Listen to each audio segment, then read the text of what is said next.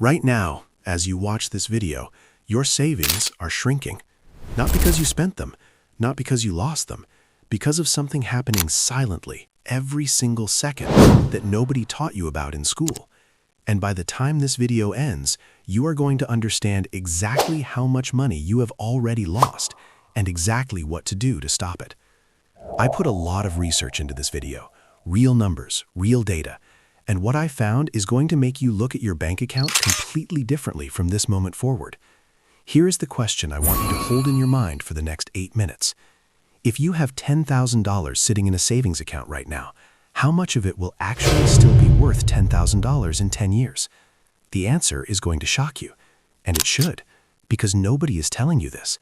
Stay until the end, because the last section of this video gives you the exact system to fight back, and you can start it with zero extra money today. Let me start with the most important concept in personal finance that school never taught you. It is called inflation, and it is not just an economic buzzword. It is a slow, invisible leak in your financial life that is draining your savings right now, every single day. Here is what inflation actually means in plain language. Every year, prices go up. The same coffee that cost you $1 10 years ago now costs $3. The same house that cost $150,000 20 years ago now costs $400,000. The same grocery run that cost $80 a few years ago now costs $130. Your money did not change. The number in your account stayed the same, but what that number can buy got smaller every single year. This is called the loss of purchasing power, and it is the most dangerous financial threat most people will ever face, not because it is dramatic, but because it is invisible. Now let me give you the real numbers, because this is where it gets serious. The OECD, one of the world's leading economic organizations, forecasts inflation at 4.2% for 2026. That means prices are rising by 4.2% this year alone, not over 10 years, this year. But let us use the conservative number, the long-term average of 3% per year, because even at 3%, the mathematics are devastating. Here is what happens to $10,000 sitting in a standard savings account earning 1% interest while inflation runs at 3%. Year 1, you lose 2% of real purchasing power. That's $200 gone. Not from your balance, from the value of your balance. The number stays the same. The power behind that number shrinks. Year 5, your $10,000 still shows $10,500 in your account from interest, but in real purchasing power, adjusted for inflation, it is now worth only $9,100. Year 10, your account shows $11,046, but in real purchasing power, it is worth only $8,200. You started with $10,000. After 10 years of saving, of doing the right thing, of putting money away every month, you have effectively lost $1,800 in real value. The bank didn't steal it. No one robbed you. Inflation ate it, quietly, while you slept. And here's what makes this even more painful. A $10,000 savings balance effectively loses about 28.5% of its real value over 10 years at 3% inflation. That's not the worst case. That's the moderate, conservative, historically normal case. Now I want to show you something that will change how you see this forever. It is called the Rule of 72. Divide 72 by the annual inflation rate, and you get the number of years until your money loses half its purchasing power. At 3% inflation, your money halves in 24 years. At 4% inflation, your money halves in 18 years. At 7% inflation, your money halves in just 10 years. Think about what that means for someone who is saving for retirement. You spend 30 years putting money away, doing everything right, and the inflation you experienced over those 30 years may have quietly cut the value of every dollar you saved in half. This is why financial experts call inflation a silent tax. Unlike income tax, which you see taken out of every paycheck, inflation takes its cut without ever sending you a bill. You never feel it in one single day. You only feel it when you look back and realize everything costs twice as much as it used to. Now let me show you exactly where your money is most at risk, because not all savings lose value equally. The most dangerous place to keep money, and the most common place people keep it, is a standard savings account or just cash. Right now, the average savings account in the US pays around 0.5% interest. Inflation is running at over 4% this year.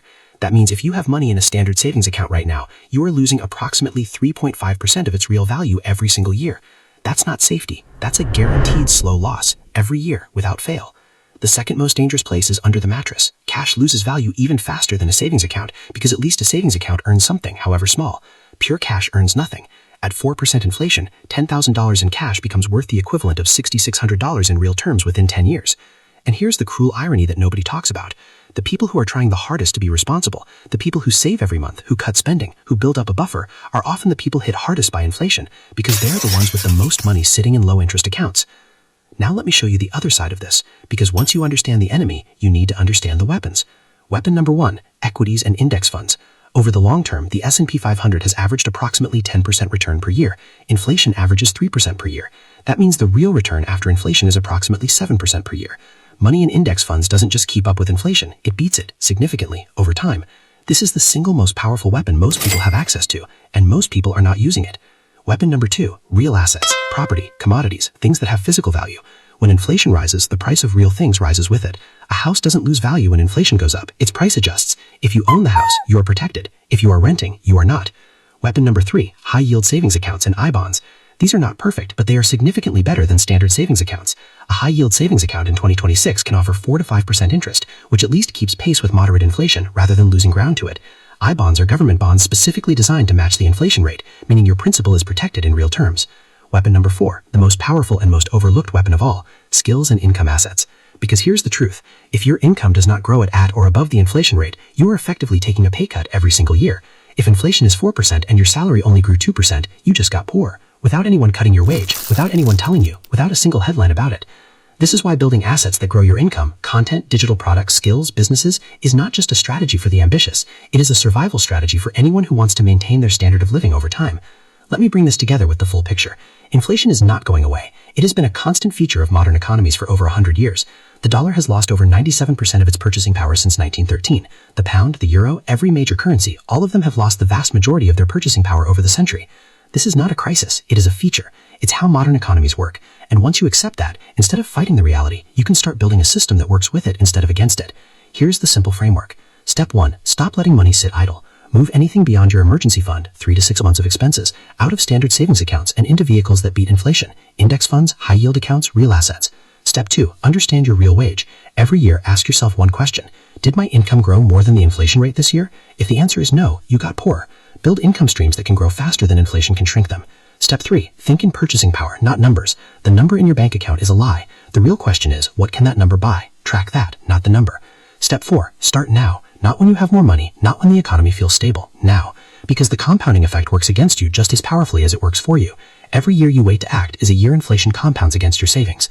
Comment inflation fighter below if this video just changed how you see your money. And subscribe because I put a lot of research into every single video I make, and the next one breaks down the exact step-by-step system to start beating inflation this week, even if you are starting with very little. This channel is built for people who want the truth about money, not the version that makes you feel comfortable, the version that actually helps you build wealth. I'll see you in the next one.